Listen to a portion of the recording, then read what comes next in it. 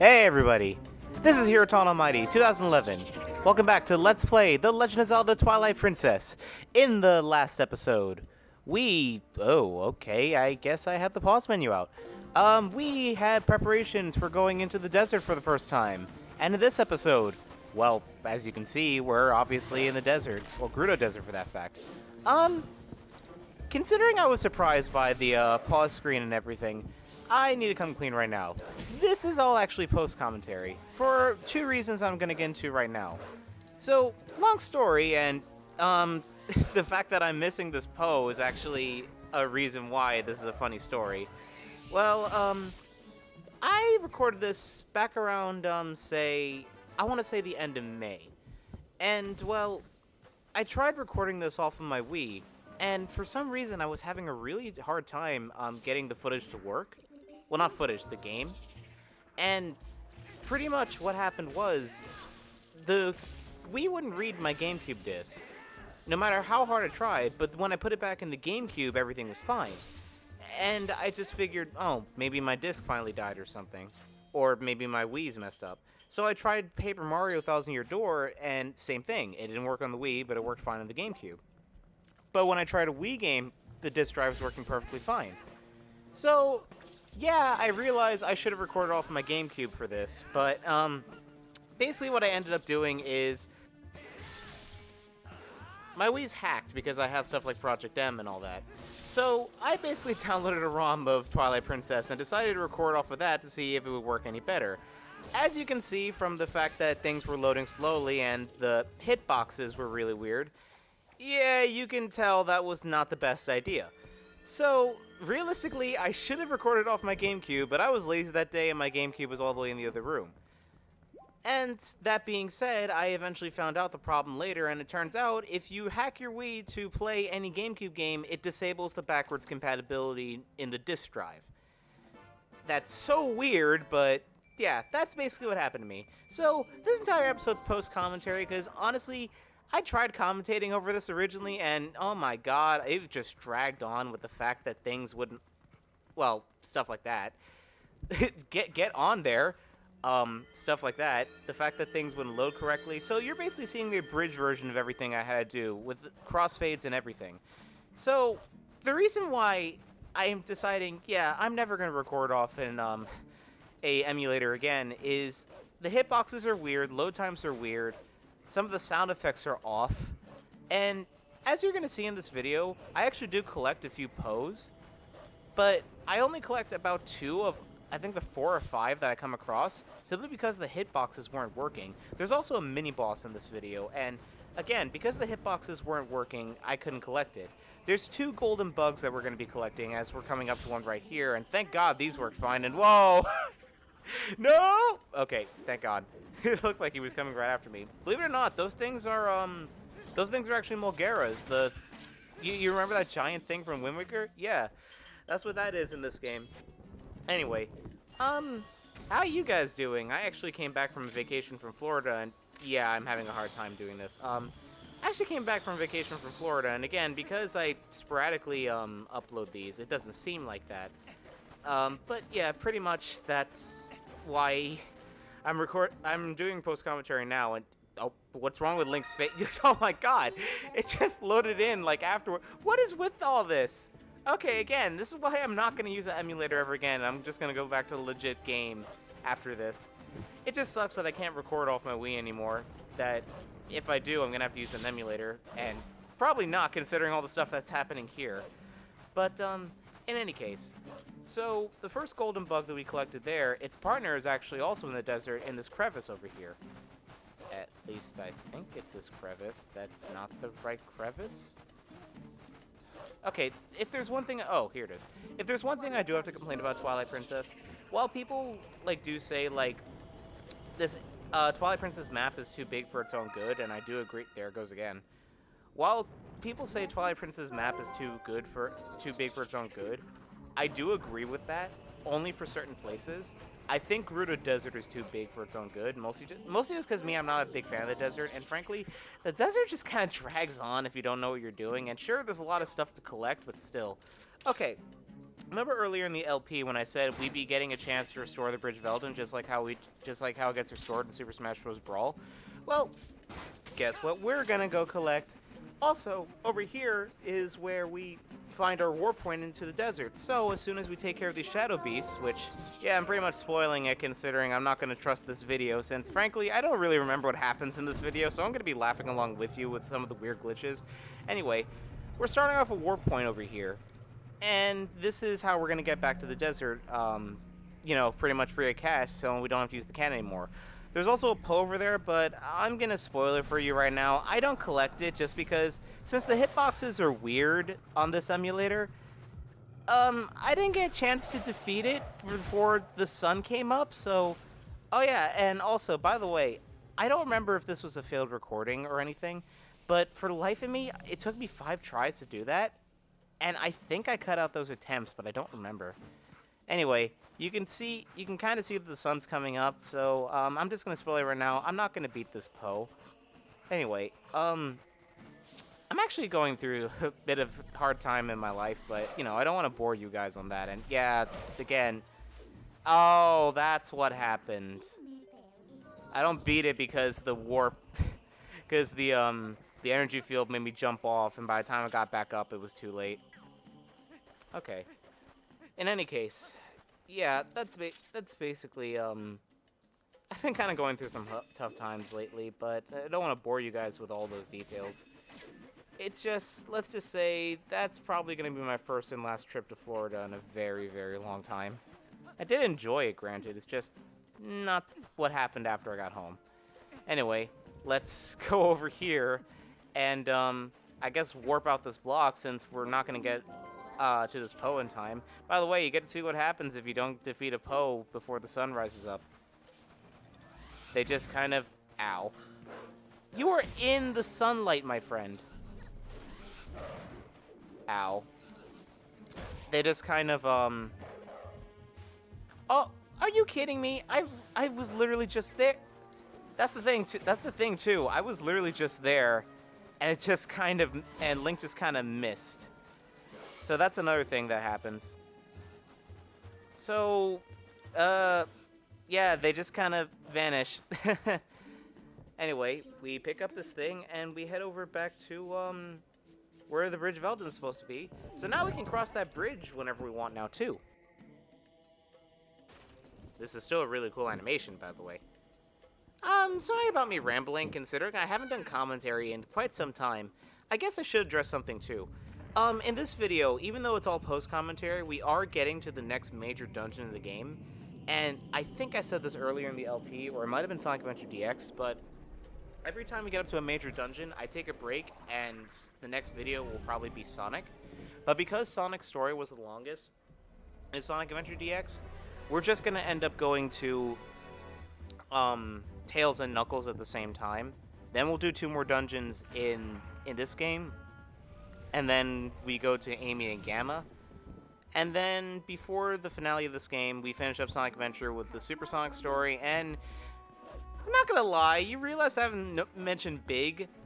I was first gonna do Big story off screen, since it doesn't really contribute anything, but it feels cheap not showing off one of the characters, so I am gonna do his story, but it's mostly just all gonna be post-commentary for that one, so just letting you guys know that in advance.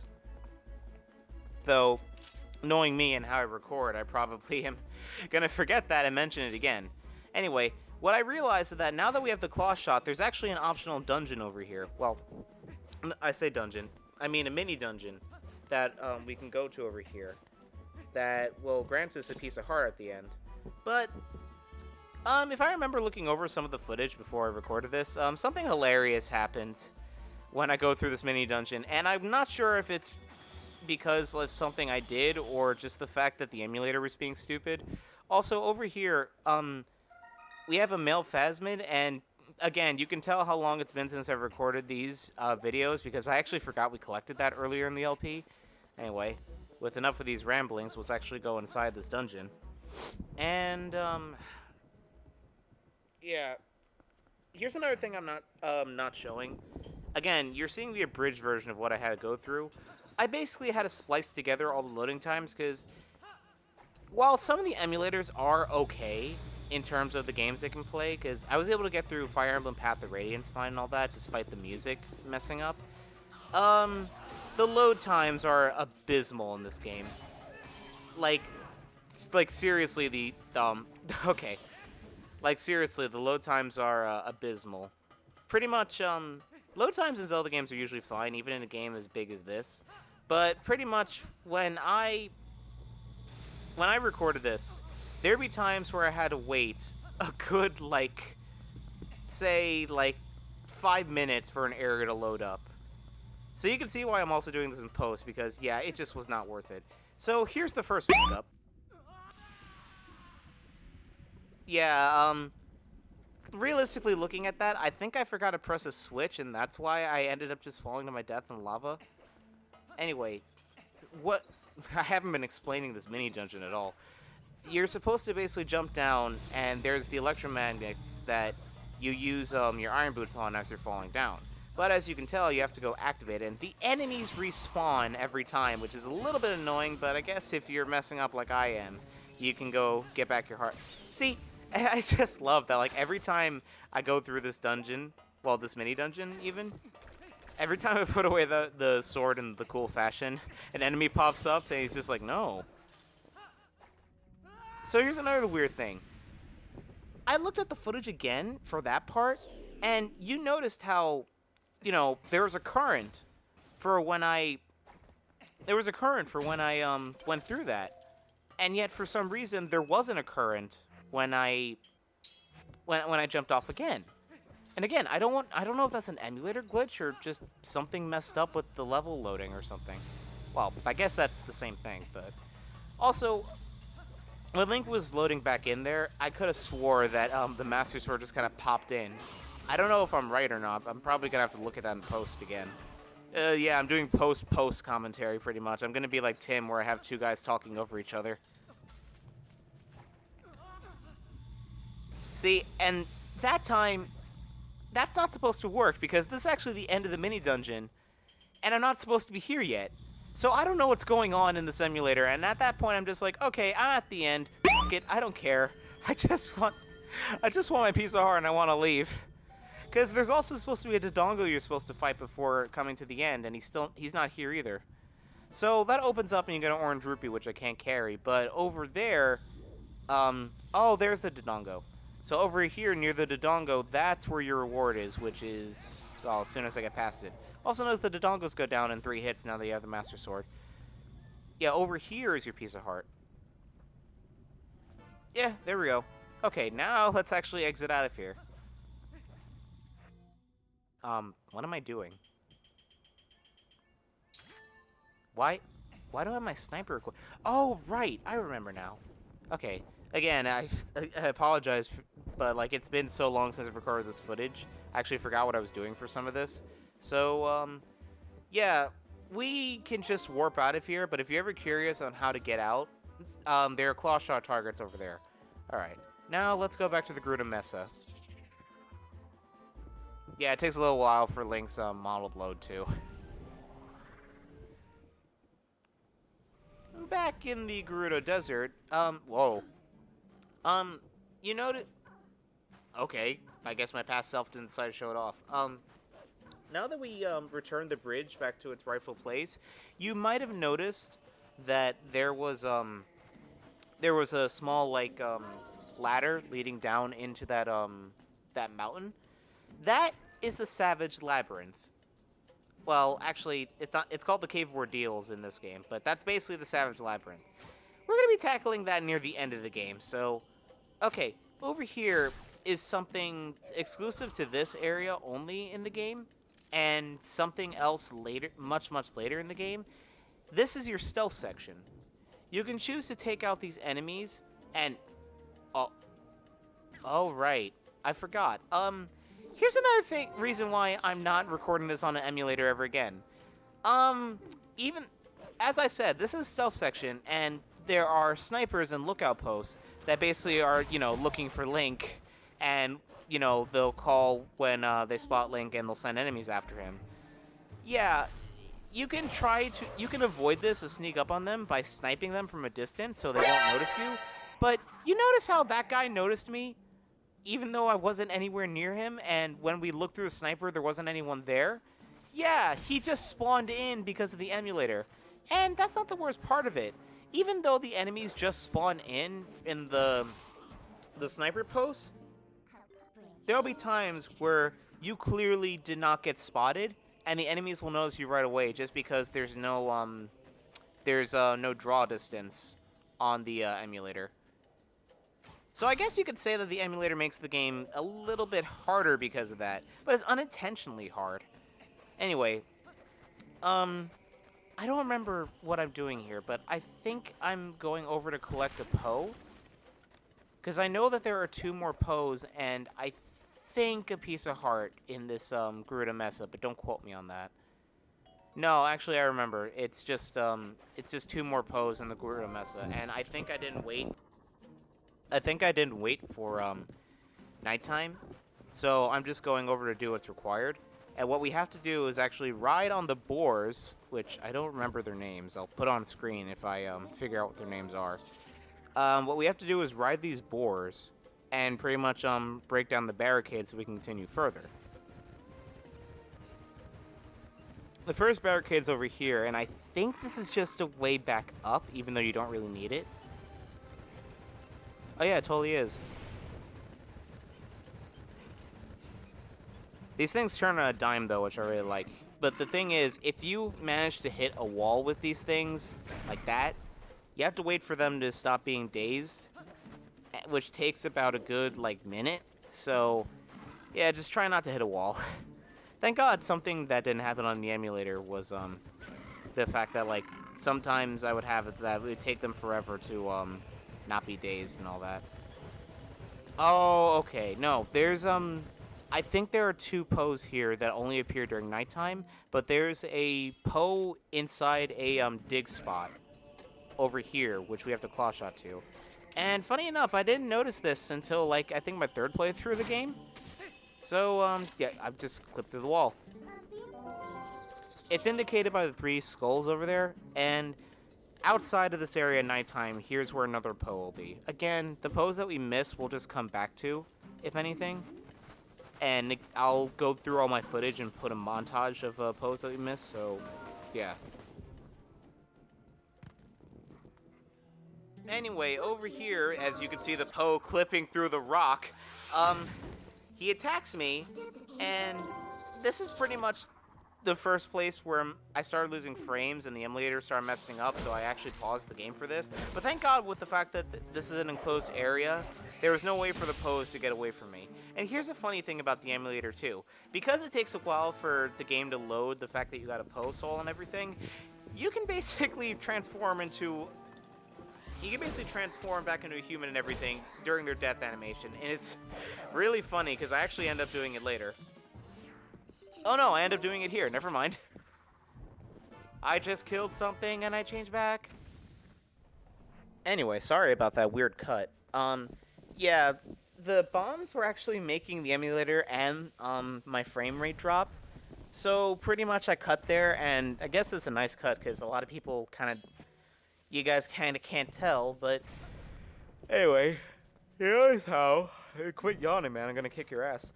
You notice how there were 2 Poes in this cave. Well, that's 2 more down off of our count, but I believe in here, I guess it's rupees? I don't remember. Yeah, it's rupees. So, if you're ever, lacking on rupees in this game, I guess you kind of suck, considering it's not that hard to find money in this game, considering how plentiful it is. Anyway, let's actually go back to where it's required. Let's go back and find another boar. Wow, I am, it's been a good while since I've talked straight for, a good, 30 minutes.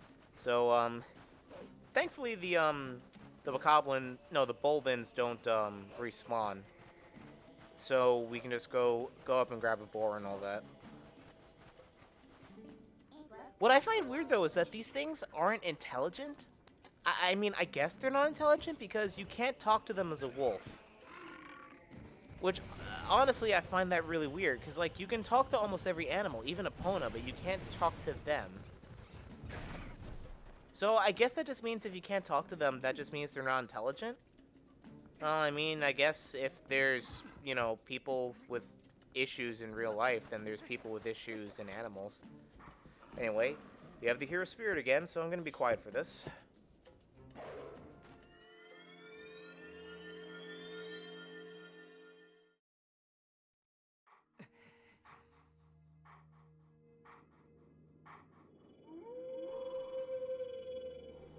We meet again. At last, the skills I can teach you have entered the realm of true secrecy. May have forgotten ways that do not leave our bloodline. Among the techniques I am teaching you are some that may even endanger you. Do you feel ready to learn these skills? Very well. But before I begin, I must test you to ensure that you have mastered the last skill I taught you, the Helmet Splitter. Now then, come at me!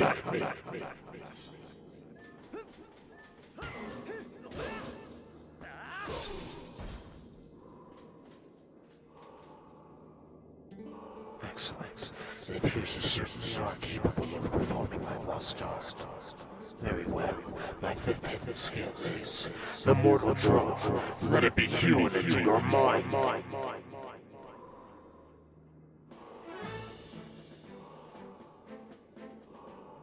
The ways of the sword are known to many creatures, and some have strengthened their guard against shield attacks and back slices. Should you encounter such a foe, the mortal draw that I am about to teach you is the most effective. You must sheath your sword and cast aside the most basic of sword skills, the L target. You must wait until your foe is upon you. Then, before the enemy can see through your ruse, you must quickly draw your sword with A. There is no defense for this. The mortal draw deals death. Very well. Now, try it.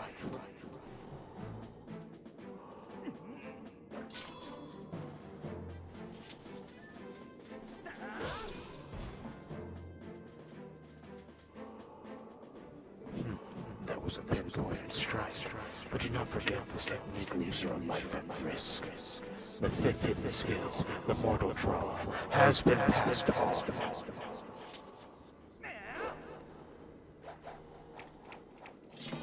You learn the fifth hidden skill, the Mortal Draw. Sheath your blade, await your foe without L targeting, and strike.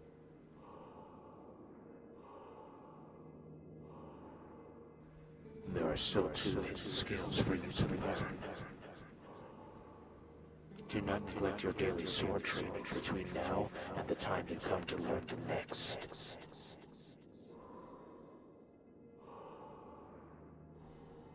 May we meet again.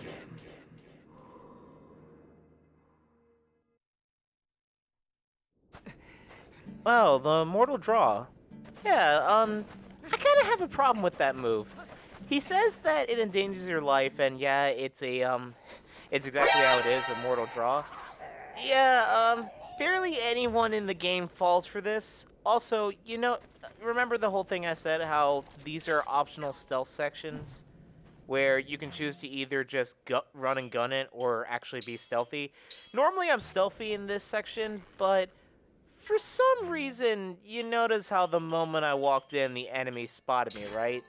Yeah, that's another emulator problem. The fact that I try to be stealthy, but because there's absolutely no draw distance, or maybe just because the enemy AI is that good, yeah, they tend to notice you a lot sooner than you would expect.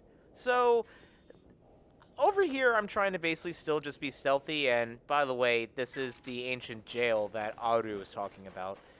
I'm trying to be stealthy as much as possible as I can here, but yeah, you're gonna notice I'm gonna get caught a lot. Like, the fact that how that enemy sees me, even though I clearly wasn't in his line of sight. So, pretty much, this is a failed attempt at Metal Gear.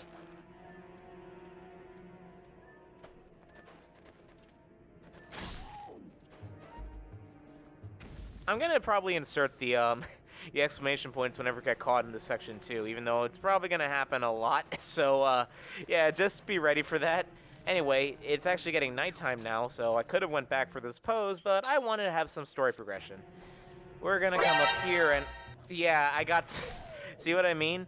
Also, one thing that's interesting to note about this, and the emulator actually helped me realize this, the enemies spawning in this area are actually, infinite, so long as you get caught.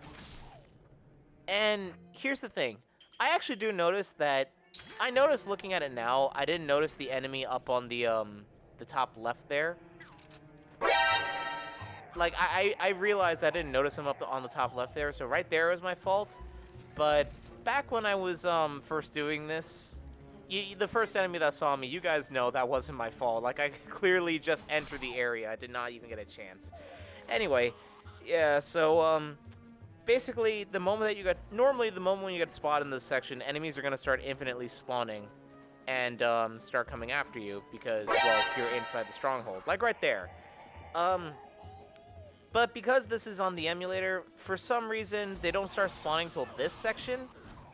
Because you saw there are clearly no enemies behind me, and now there are. Anyway, it's not that big of a problem. Just so long as you don't like have something silly like the wooden shield or the Ordon shield out, you should be fine for this section because these guys are an absolute pushover. They do try to dogpile you, and the archers can be annoying, but aside from that, it's no big issue. Right now, we're looking for the key to get to the center of this jail prison, which this guy has right here, and I just realized jail prison is redundant. But over here on this board, it seems weird that you can lock onto this, but you actually want to slice it up because, believe it or not, as soon as it loads, that link, I'm happy you have clean hands too. Okay, there we go. Yeah, believe it or not, that's where your piece of heart was. Anyway, we pick up the key. Excuse me. We pick up the key. We pick up the key. I'm on fire. We pick up the key that became dull the moment we picked it up because you saw how shiny it was. Anyway, now we've killed all the enemies in our way because for some reason they're actually not spawning anymore. We walk inside here and... Ooh. Okay, so here's a weird thing about this part too. Remember how I told you that, okay, we need to use the boars to break through barriers? This is also a problem with the emulator here. Normally you're able to see his red eyes from the very beginning, but for some reason you couldn't here, so it kind of kills the surprise that he's here. But yeah, here's King Bulbin. Something kind of interesting is that he's also left-handed and the boss music isn't... Oh, okay, there's the boss music. Anyway, you're going to notice here when I'm doing the backslice and helm splitter that a lot of my attacks aren't connecting. Yeah, it's another emulator glitch. I don't know why I was doing that. The hitboxes on the emulator are really, really weird. Because normally I don't have a problem with this boss to the extent where he doesn't even get to hit me. But yeah, I guess luck just wasn't on my side that time. And yeah, he hits like a truck. I guess you could see like up close and personal about too. But I got him anyway. I guess it doesn't matter. What's weird is that in Hyrule Warriors, King Bulbin comes back in as the form of like the Twilight Princess like generals, but he's right-handed. And I find it really weird that Link and everyone else is, you know, their correct dexterity, but for some reason him and Twilight Field are flipped. Anyway, the music takes forever to kick in, and I think I talked over it, but the sound effect of King Bulbin speaking wasn't there either, which is weird. Anyway, yeah, the place is on fire, and I don't think you can actually die from this. I think it's just supposed to just tell you, like, you know, GTFO. But I never stayed inside long enough to realize if it got you a game over or not. Anyway, we just break through here, and we make a straight, shoot for the next dungeon. This next dungeon over here is the Arbiter's Grounds, the ancient prison that people were executed in, and this is also the origin of the Twilly, because the people that were sent to the Twilight Realm became these people. But you may notice over there, there's another Poe, which we're going to go beat up. Well, we're not exactly going to beat up a ghost, we're going to... You can't kill it either. I mean, I don't know what you're going to say for trying to kill a ghost. Whatever, just turn into a human and glitch out the game. A fun fact, I think it's only in the GameCube version, but you can climb up to the ledge there on the entrance and actually kill yourself because you're outside the boundary. I think it's one of the areas you can also do the back in time glitch, because I know Arbiter's Grounds is where the back in time glitches takes place in general, but I don't know if you can do it here specifically. So as soon as this loads, oh, purple rupee. Okay, I swear it could have been a piece of heart. Anyway, we're gonna head inside this next dungeon, but we're gonna call it an episode here, because frankly, I'm tired of talking for 30 minutes. The frame rate's about to mess up on me, and yeah, you can tell I'm never going to record off an emulator again. Next time it's going to be a legit game. So in the next episode of Twilight Princess, which will be after Sonic Adventure DX, we're going to be tackling the Arbiter's Grounds. See you guys next time.